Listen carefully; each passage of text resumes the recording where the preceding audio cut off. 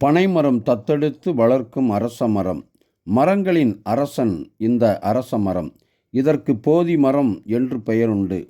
பறவை தின்ன பழத்தால் எச்சமாகி தவறி விழுந்த விதை பனைமரத்தின் கருக்கு மட்டை கைகளில் விழுந்த இடம் கரடு முரடானதுதான். பனைமரம் இந்த அரச மரத்தை தன் இடுப்பில் வைத்து வளர்க்கிறது. இடுக்கில் விழுந்த விதை வேர்கள் இறக்கி பனைமரத்தை பற்றி கொண்டது.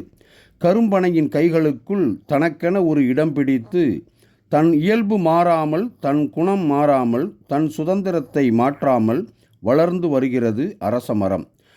பனை தத்தெடுத்து வளர்ப்பதால் அரச மரத்தை பனைமரமாக்கவில்லை. இது இயற்கை செய்த இடமாற்றம். அரச மரம் பனை மரத்தை சார்ந்திருந்தாலும் தன் பண்பை மாற்றவில்லை. பனைமரம் வாழ வைத்து வாழ்கிறது. பனை மரத்திற்கு இது சுமையல்ல, இடுப்பில் இருக்கும் இனிய சொந்தம். கருக்கு மட்டைகள் சுற்றி நின்று மிரட்டினாலும் அரச மரம் வளைந்து நெளிந்து வளர்ந்து வருகிறது. பிரச்சனைகளுக்கு மத்தியில் வளரும் பொழுது வாழவும் தானாக வழி கிடைத்து விடுகிறது.